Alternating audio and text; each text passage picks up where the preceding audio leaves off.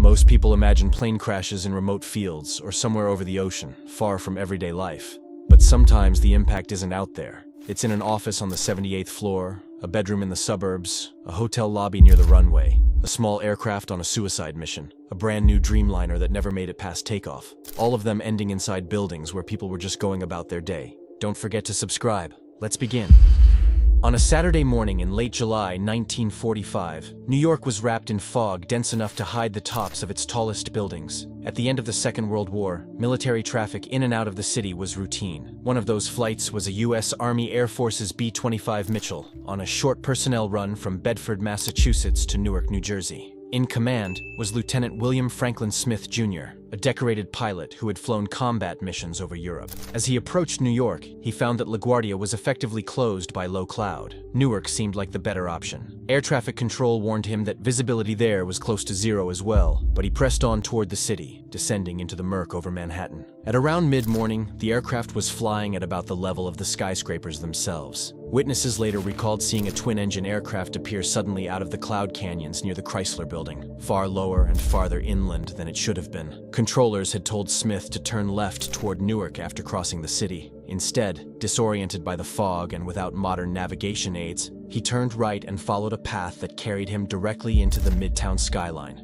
He narrowly missed the Chrysler Building. Seconds later, still in cloud, the airplane was on a collision course with the Empire State Building, then the tallest building in the world. At 9:40 a.m., the B-25 struck the north side of the Empire State Building between the 78th and 80th floor. The impact ripped an 18 by 20-foot hole in the masonry and steel facade and blew burning fuel deep into the offices of war relief agencies on those floors. People working at desks suddenly found the wall in front of them replaced by open sky and wreckage. Others were killed instantly when the plane's fuselage and wings punched through partitions and ceilings. In an instant, a quiet Saturday in a Midtown office became a frontline crash scene, more familiar to Europe than to New York. The violence of the collision threw the airplane's engines out of their mounts. One engine and part of the landing gear shot straight through the building and exited the south face, landing on the roof of a nearby structure and starting a separate fire that destroyed a penthouse art studio. The other engine dropped into an elevator shaft inside the Empire State Building, slicing cables as it fell. Jet fuel poured into office spaces, igniting paper, furniture, and wood partitions. Flames and thick smoke spread along the 79th floor. On the 86th floor observation deck above, 50 to 60 visitors felt the whole structure shudder and heard an explosion that many first thought was a bomb. Despite the height, the fire department's response was fast and methodical. Crews climbed dozens of floors with hose lines and equipment, fighting their way into burning offices that now opened straight out over Midtown. Firefighters contained the blaze in about 40 minutes. It remains one of the highest structural fires ever brought under control. The building's steel frame and redundant load paths did what they were designed to do. The crash and fire caused about $1 million in damage, but engineers later confirmed that the Empire State Building's overall structural integrity was not compromised. Of those injured was a 20-year-old. Of those injured was a 20-year-old elevator operator named Betty Lou Oliver. She had been at work in her car just below the impact level when the blast threw her out into the hallway, leaving her badly burned. Rescuers placed her into another elevator so she could be evacuated to the ground and transferred to an ambulance. What they did not know was that the impact had already damaged the cables in that shaft. As the car began to descend, the cables failed completely, and the elevator fell roughly 75 stories into the basement. What happened next is one of the most improbable survival stories in the accident. As the elevator car dropped, the air trapped in the shaft built up pressure beneath it, slightly cushioning the fall. At the bottom, the coiled mass of snapped cables and the shaft's hydraulic buffer added another layer of crude shock absorption. When firefighters forced their way into the mangled car in the basement, they found Betty Lou still alive inside, with a broken pelvis, back and neck, multiple fractures, and severe burns. She was revived, taken to hospital, and later recovered enough to return home. Guinness World Records would eventually recognize her descent as the longest survived elevator fall. For investigators, the causes of the accident were more straightforward than the drama of the scene suggested. There was no sabotage or hidden mechanical defect in the airplane. The conclusion was that a combination of heavy fog, navigation errors, and a decision to continue visually into weather that did not permit it had carried a military aircraft into the side of a skyscraper.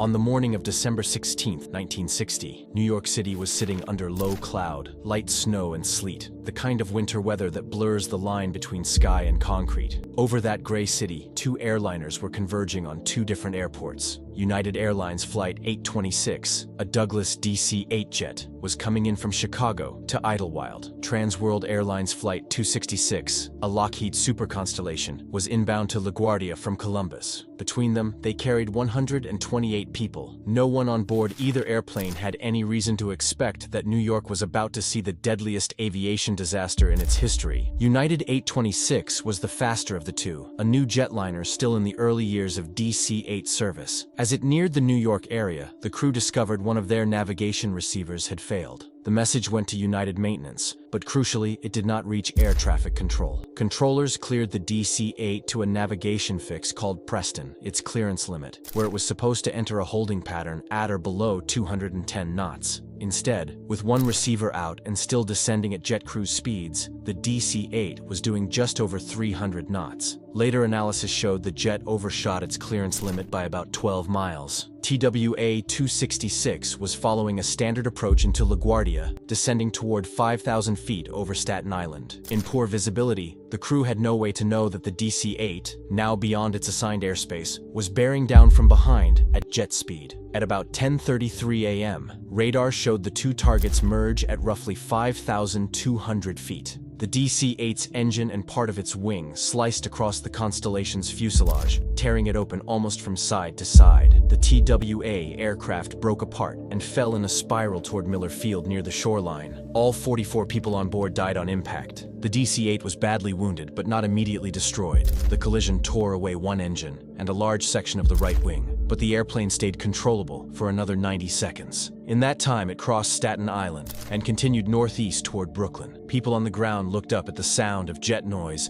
and saw a liner trailing fuel and fragments over residential streets. At 10:34 a.m., the jet came down in the Park Slope neighborhood at the intersection of 7th Avenue and Sterling Place, carving a trench along the street. It wiped out rows of brownstone apartment buildings, a church, a funeral home, a laundry, and a delicatessen. Witnesses thought a bomb had exploded. In reality, a 120-ton airliner had arrived in the middle of a Brooklyn block. The fire that followed was what people remembered most. Burning fuel poured from the wreckage, igniting buildings and cars. Heavy debris rained down through a light fall of snow. The DC-8's tail section broke off and slid down Sterling Place into the funeral home, scattering coffins into the street. Residents grabbed children and ran from burning stairwells, or found themselves trapped as flames cut off the exits. 6 people on the ground were killed in Park Slope, along with everyone still alive on the DC-8. For a few hours, there was one exception. Among the wreckage, firefighters found 11-year-old Stephen Baltz, a passenger from United 826, lying in a snowbank. The impact had thrown him out of the braking fuselage. His clothes were on fire when he hit the ground, but the snow helped smother the flames. He was conscious when rescuers reached him and reportedly described watching the lights of the city below just before the collision. He had severe burns and lung damage from inhaled fuel and smoke. Doctors fought to stabilize him, and for a brief time, his survival became a symbol that someone had made it out. He died the next day. In total, 134 people died, 84 on the DC-8, 44 on the Constellation, and 6 on the ground.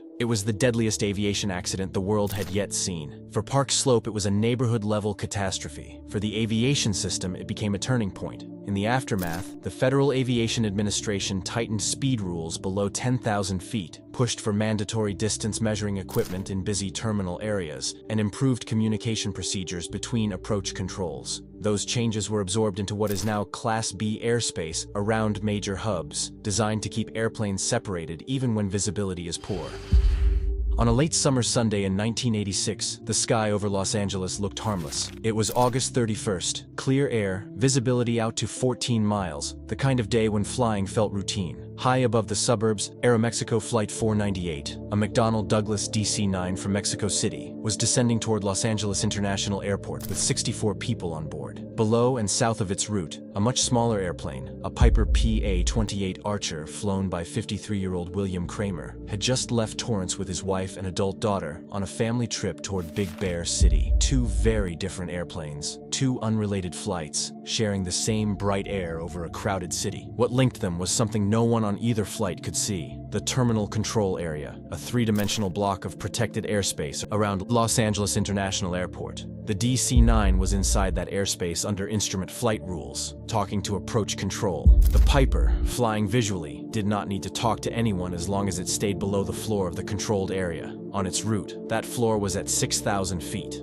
Instead, as Kramer climbed toward cooler air and a smoother ride, the Archer crept through 6,000 feet and into the same protected sky that Flight 498 was using. In 1986, the Piper was not required to carry an altitude reporting transponder, and the radar at LA did not show its height. Controllers knew there was a visual target in the area, but could not see that it was now at the same level as the descending jet. At 11:52 a.m., the two airplanes met over Cerritos at about 6,500 feet. The Piper approached almost perpendicular to the jet's path. In the last seconds, neither crew saw the other. The Archer slammed into the top of the DC-9's tail, tearing away the horizontal tail and a large piece of the vertical fin. The impact destroyed the Piper instantly, killing all three on board. The DC-9, mortally damaged, stayed briefly in the air. On the cockpit voice recorder, investigators later heard the captain exclaim that this could not be happening. Then the jet rolled hard to the right, inverted, and dropped nose down toward the houses below. In the quiet streets of Cerritos, Sunday looked like any other day. Some families were at church, others in their yards, children in backyard pools. Neighbors remembered hearing a strange roar, then seeing a silver shape flash past at an impossible angle. Aeroméxico Flight 498 hit the neighborhood in a fireball. The inverted DC-9 slammed into a backyard, disintegrating on impact. Burning fuel tore through houses and across the street, setting homes, cars, and trees ablaze. 5 homes were destroyed and 7 more badly damaged. The fire killed all 64 people on board and 15 on the ground, some believed to have been at a backyard pool party. For the people who lived there, it felt less like an accident and more like a bomb had gone off in the middle of their block. Firefighters arrived to find 2 separate crash sites. The DC-9 scattered through a burning neighborhood and the Piper reduced to twisted metal on a school playground a short distance away. In one house, a mother returned to find that her husband and 2 of her children had been killed while the other children survived. 82 people dead in clear weather under blue skies on a day when everyone assumed that visibility alone would keep them safe. For investigators at the National Transportation Safety Board, the question was simple but devastating. How could 2 airplanes on a sunny day end up in the same place at the same time, inside protected airspace? The closing speed between a descending jet and a climbing Piper left only seconds in which each would have appeared as a tiny dot against a cluttered background. The Piper's unauthorized climb into the controlled area was named as the primary cause. Contributing factors included the lack of a transponder on the Piper and the absence of an automated conflict alert system on the radar. A later civil jury split the blame equally between Kramer and the Federal Aviation Administration, finding no fault with the DC-9 crew.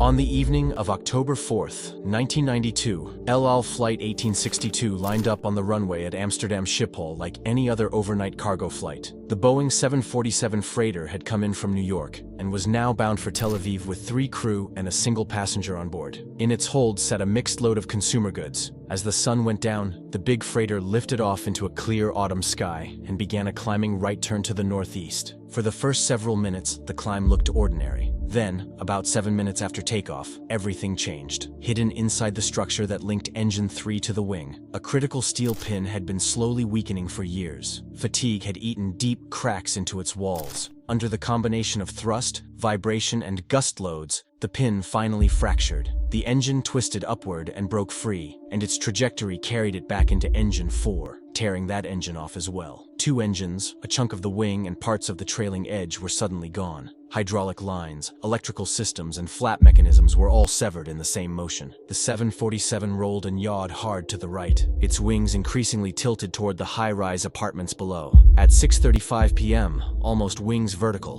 Flight 1862 slammed into 2 11-story apartment buildings in the heart of a densely populated neighborhood. The impact tore a V-shaped bite out of the buildings, collapsing dozens of apartments in an instant. jet fuel erupted in a fireball that shot up the face of the tower and spilled into the courtyards below. Residents describe walls shaking, then going dark, then filling with smoke so thick they could not see their own hands. Some escaped down broken stairways. Others never made it out of their living rooms. Officially, 4 people on the 747 and 43 on the ground were counted as dead, but authorities admitted the true number was likely higher. The Bijlmermeer housed many undocumented residents from Ghana, Suriname, and elsewhere. Some families quietly mourned relatives who never appeared on any list. As the smoke cleared, another question spread through the neighborhood. What exactly had been burning in their homes? Residents and first responders reported persistent health problems, rashes, breathing issues, and neurological symptoms. For years, the Dutch government and El Al insisted the cargo was ordinary. Later, a parliamentary inquiry revealed chemicals that could serve as precursors for nerve agents, along with depleted uranium ballast inside the airplane's structure. Official panels concluded the quantities posed no long-term risk. Many residents remained unconvinced. The investigation found fatigue cracking in the pins that held the engines to the wing. The design did not provide adequate safety margins, and inspections failed to catch the cracks before they grew critical. Boeing redesigned the pins, and airlines worldwide carried out urgent checks on 747 pylons. But in the Bijlmermeer, the lesson was more personal. On a clear autumn evening, a cargo jet fell out of the sky, turned 2 apartment towers into a furnace, and left behind a lingering fear that even long after the fire is out, some crashes keep burning in the bodies of the people who survived them. On the afternoon of December 6, 1997, the city of Irkutsk lay under a hard Siberian winter sky. Temperatures were below -20 degrees, the kind of cold that makes every sound sharper and every breath hang in the air. At the edge of town, one of the largest airplanes in the world was lining up for takeoff. It was a Russian Air Force Antonov An-124, a military freighter roughly the size of a Boeing 747, but with a higher, boxier fuselage and 4 huge engines under a straight, high-mounted wing. That day, it was carrying 2 Sukhoi fighter jets in its belly for delivery to the Vietnamese Air Force. There were 23 people on board, all military or support personnel. At 2:42 in the afternoon, the giant began its takeoff roll. To people living in the apartment blocks just beyond the airport, the sight of heavy transports climbing over their roofs was familiar. The Antonov accelerated down the snowy runway, lifted off, and 3 seconds later, only about 5 meters above the ground, something went badly wrong. Engine 3 surged, a violent disruption of airflow inside the compressor that robs the engine of thrust. The airplane kept climbing, but the nose pitched up steeply as the crew tried to maintain altitude on uneven power. That nose-up attitude disturbed the airflow over the left wing as well. Within seconds, engines 1 and 2 also surged. In the space of about 8 seconds, the Antonov went from 4 working engines to just 1 still producing useful power. There is no cockpit voice recorder from this accident. Both recorders were destroyed in the fire that followed, so investigators never heard the crew's last words. What they could piece together from radar and eyewitness accounts was an enormous aircraft struggling for its life at very low altitude. With only 1 engine working, the Antonov clawed its way up to a maximum of about 66 meters, barely above the height of the surrounding buildings. The pilots rolled left, apparently trying to turn back toward the runway, but with 3 engines gone and the airplane at a high angle of attack, there was almost no margin left. The An-124 began to sink. From the ground, residents saw it coming in low, nose slightly up, wings not level, moving far slower than any heavy jet should over a city. They had only seconds to react. About 1,600 meters beyond the end of the runway, the giant cargo plane hit the neighborhood. The fuselage slammed into an apartment block, shearing through several floors and blowing out concrete walls. The tail section broke off and struck another building and a nearby children's home. Leaking fuel ignited instantly. People inside the apartments described hearing a roar, feeling the floor jump, and then being thrown into darkness as ceilings collapsed. Those closest to the impact never had a chance. Others found themselves trapped behind jammed doors and twisted stairwells as flames filled the hallways. Outside, the wreckage of the Antonov lay wrapped around the apartment block, its broken wing fused with shattered concrete. Fires burned in multiple buildings at once. Residents carried injured neighbors out through blown-out windows and lowered children from balconies with improvised ropes. When the fires were finally put out and the ruins cooled, the scale became clear. All 23 people on the airplane were dead. On the ground, 49 residents were killed, including 12 children from the orphanage. More than 70 families lost their homes. It was one of the worst air disasters in post-Soviet Russia, not only in total deaths, but in how directly it struck a residential neighborhood. The investigation was hampered from the start. With both recorders destroyed, the commission had to rely on radar data and engine parts recovered from the wreckage. They could confirm multiple engine failures almost immediately after takeoff. Beyond that, the picture fractured. Some officials suggested extreme cold and mixed fuel types had produced ice crystals that starved the engines. The engine manufacturer blamed unusually high water content in the fuel. The commander of the Russian Air Force publicly stated that defective engine design was to blame. No single theory could be proven beyond doubt, and the full report was never widely released. On October 11th, 2006, New York was in that in-between season when the Yankees were already out of the playoffs, but the city still felt like baseball. 4 days after the team's year ended, pitcher Corey Little left his hotel near Times Square and headed for Teterboro Airport in New Jersey. He was 34, a right-hander with a journeyman's record and a reputation as a quiet, thoughtful teammate. Away from the field, he had taken up flying, talking in interviews about the freedom of being in the air. That afternoon, he and his flight instructor, 26-year-old Tyler Stenger, planned to start a cross-country trip back to California. The first leg would be short, and like many pilots visiting New York, they decided to combine it with a bit of sightseeing. Just after 2:30 in the afternoon, their white and blue Cirrus SR-20 lifted off from Teterboro. Little had fewer than 100 hours of total flight time and only about a dozen in the Cirrus, but he was a licensed private pilot and had flown the route before with instructors.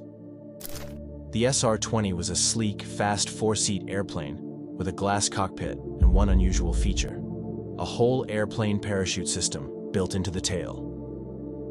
In an interview a month earlier, Little had described that parachute as a last line of defense that could save you if the engine quit. On this clear, breezy day, the engine was not the problem, and the parachute would never get the chance to matter. After departure, the Cirrus looped around the Statue of Liberty, then headed north up the East River, staying low under commercial airspace. This strip of water, squeezed between Manhattan on one side and Queens on the other, was known as the East River Visual Corridor. Pilots could use it without talking to air traffic control as long as they stayed below roughly 1,000 feet. It was narrow, busy, and lined with high-rises that could funnel wind in unpredictable ways. Former officials described it as tricky, a place where you needed to know the geography and have a plan before you entered. As the Cirrus moved north at about 700 feet, it passed under the Queensboro Bridge and continued toward the northern end of the corridor. At that point, to go farther north, a pilot had to get a clearance and climb into controlled airspace. The other option was to turn around inside the river basin and fly back the way you came. Radar showed that Little's airplane kept going almost to the end of the legal corridor before starting a 180-degree left turn. With an easterly wind blowing across the river toward Manhattan, the airplane was being pushed sideways even as it banked. There was roughly 2,100 feet of room between the Manhattan shoreline and the far side of the turn. The crosswind effectively cut that margin to something like 1,300 feet. To complete the turn in that space at their speed, the pilots would have needed to bank at more than 50 degrees and hold that bank accurately from the very start. If they began shallower, the turning radius grew and they would run out of river. If they tightened the bank late, the stall speed went up and the risk of losing control increased. The National Transportation Safety Board could not determine whether the plane actually stalled. What was clear was that the turn was not planned with enough margin. At 2:42, people on Manhattan's Upper East Side saw a small airplane appear over the river. Wings banked, then straightened slightly as it headed not toward open sky, but toward the face of the Bijlmermeer Apartments on East 72nd Street. The Cirrus struck the building around the 30th floor, sending fuel and debris into several apartments and starting fires on multiple levels. One resident was sitting in her living room when the wall exploded inward. She survived but suffered severe burns. On the ground, the first images looked horribly familiar. A high-rise with smoke and flames pouring from upper floors, paper drifting down, sirens closing in. It had been just over 5 years since September 11th, and for a few minutes the same word spread again: terror. That fear faded quickly. This was a small private airplane, not an airliner. There was no plot, no connection to any group. Both men on board died in the crash. On the ground, no one was killed, but 21 people were hurt, including 11 firefighters. The Federal Aviation Administration responded by changing the rules. Fixed-wing pilots now had to be in contact with air traffic control to fly the East River Corridor at all. For the city, it was another reminder that 5 years after the towers fell, the sight of an airplane hitting a building in Manhattan still had the power to stop New York in its tracks. On a cold Thursday morning in February 2010, the glass office blocks along the highway in northwest Austin looked as ordinary as any other workday. In Building 1 of the Echelon complex, a 4-story structure just off the freeway, nearly 200 Internal Revenue Service employees were settling into another day of audits, paperwork, and phone calls. Nothing about the morning suggested that the building itself was about to be used as a weapon. 30 kilometers to the north, in a quiet subdivision, 53-year-old software engineer Andrew Joseph Stack was setting fire to his house. For years, he had been in and out of disputes with the IRS over business income and deductions. In the days before February 18th, he had written a long, angry note on his website, railing against the tax system, corporations, and government. That morning, he left the note online, soaked parts of his home in fuel, lit it, and drove away while firefighters were still on their way. From his neighborhood, he drove to Georgetown Municipal Airport, where he kept a hangar. Inside stood his Piper PA-28 Dakota, a single-engine 4-seat airplane. He rolled it out, climbed in alone, and started the engine. At about 9:45 a.m., he called the tower for departure. He requested a southbound visual flight, nothing out of the ordinary. The controller cleared him for takeoff. As the Piper lifted off and climbed into the clear Texas sky, his last radio words were casual. "Thanks for your help. Have a great day." Radar showed the Dakota climbing to roughly 4,800 feet and turning south, just as he had told the tower. There were no more radio calls. The airplane did not turn toward any airport or call for a landing clearance. Instead, it headed directly toward the Echelon complex, where the IRS offices sat beside the freeway. On the ground, drivers saw a light aircraft coming in low and fast, far below normal traffic patterns. A few seconds later, at 9:56, the Piper drove straight into the second and third floors of the building. People inside said it felt like a bomb. Ceilings lifted and fell, lights and ductwork crashed onto desks, and windows blew inward, showering glass across cubicles. One revenue officer later remembered a wall of flame and then instant darkness as smoke filled the office. In the parking lot and on the freeway, drivers watched a fireball punch out the side of the building, followed by a column of black smoke. The impact tore a hole spanning several bays of offices and ignited thousands of pages of paper records along with fuel from the airplane. In a pickup truck heading to a job across the freeway, 28-year-old Robin DeHaven, a former Army combat engineer, saw the impact and the smoke. He pulled over, grabbed an extension ladder from his truck, and sprinted toward the building. Flames and smoke were already pouring from the hole in the wall. On the second floor, people were trapped behind shattered windows, unable to find a clear route through the interior. DeHaven raised the ladder against the building and helped half a dozen workers climb down to safety before firefighters pushed him back. At the same time, a hazardous materials team that had been training across the freeway saw the airplane go in and heard the explosion. They rolled immediately, arriving on scene within minutes and attacking the fire before all the alarms had even registered in the dispatch system. Inside, firefighters and office workers moved together through heavy smoke, partial collapses, and sprinklers going off. Some employees sheltered in intact offices until crews reached them. Others made their way down blackened stairwells, guided only by emergency lights and shouted directions. Despite the violence of the impact, the steel and concrete frame held. Floors sagged and walls cracked around the hole, but there was no collapse. The pilot, Andrew Stack, died on impact. So did 68-year-old IRS manager Vernon Hunter, a Vietnam veteran and father of 6. 13 other people were injured, 2 of them critically. Within hours, the crash was on national news. For people who worked in ordinary office parks across the country, the images were unsettling. Not a landmark skyscraper, but a plain building by a freeway, its upper floors blown open, a small airplane buried deep inside. Was this terrorism, workplace violence, or something else? The Department of Homeland Security and the FBI both said there was no organized group or foreign link. Some in Congress called it domestic terrorism, others emphasized it was a lone actor. Investigators recovered Stack's online note, posted just before he left home. It read as a long, unfocused outburst against the tax code, health insurance, corporate bailouts, and government in general. He described his attack as a way to make a statement, but offered no realistic demand beyond destruction and revenge. There was no mechanical failure in the Dakota, no weather to blame. The conclusion was straightforward. This was a deliberate act by one man, aimed at the building where the agency he blamed for ruining his life went to work every morning.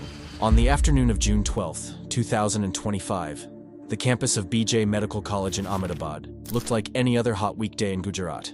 In the Atulyam 4 hostel block, medical students drifted in and out of their rooms between classes and lunch.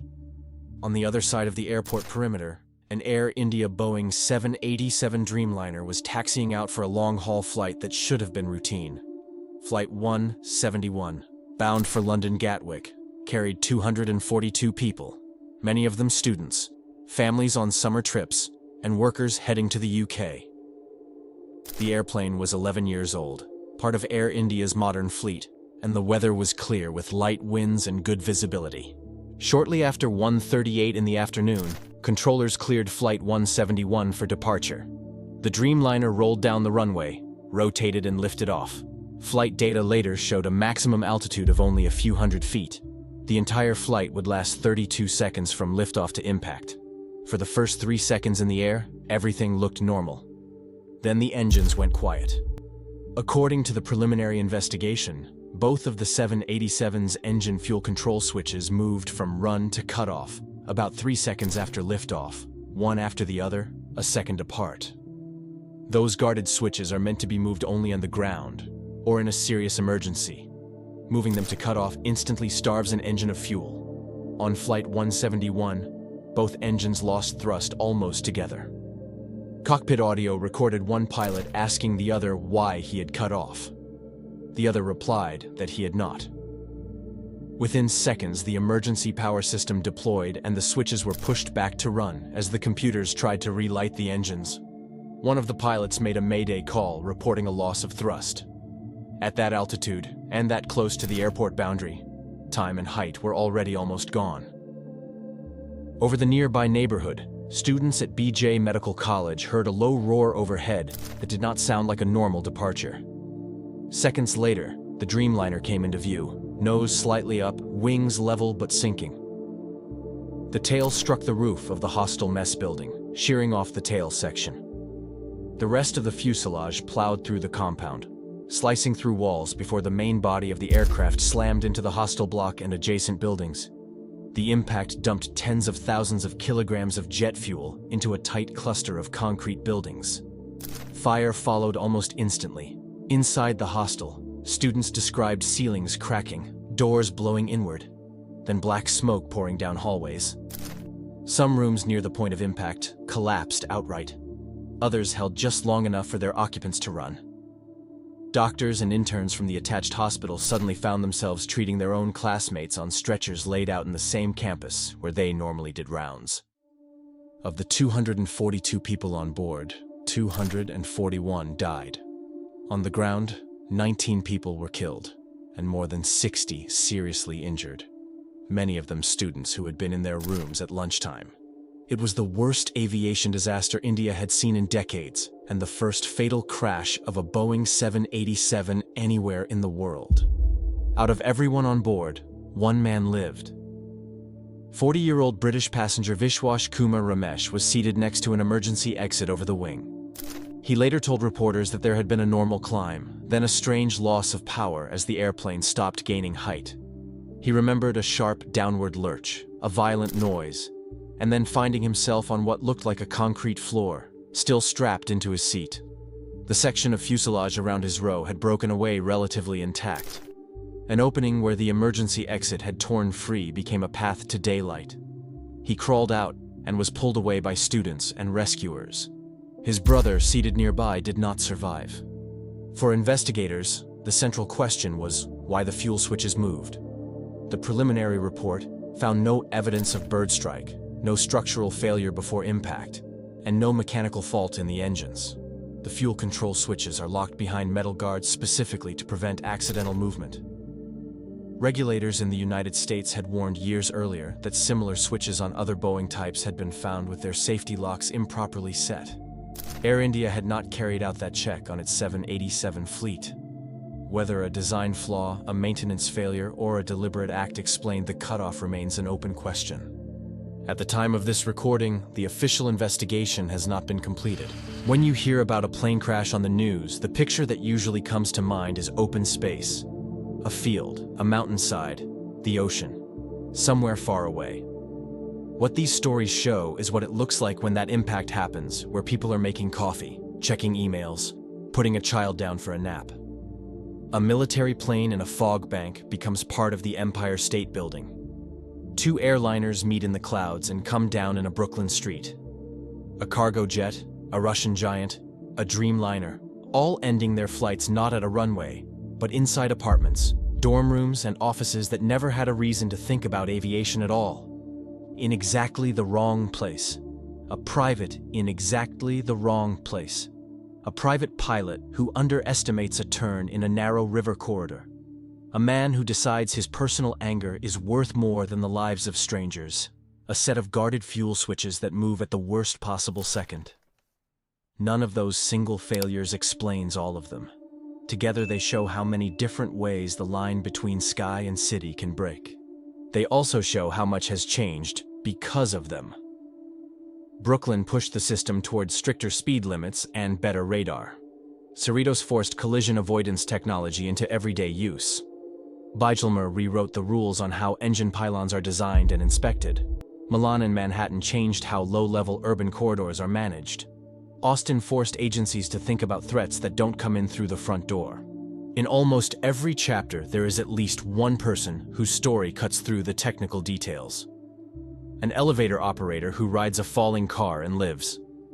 A boy in Park Slope who survives a mid-air collision only to die the next day. Families in Cerritos and Irkutsk who lose entire generations in one room. A single passenger stepping out through a torn exit in Ahmedabad, while 241 others never make it. From a distance, these are incidents and events. Up close, they are the worst day of someone's life. Most flights leave and arrive without you ever thinking about the houses underneath or the offices below. The stories you have just seen come from the rare days when those worlds collide. Don't forget to subscribe for more videos.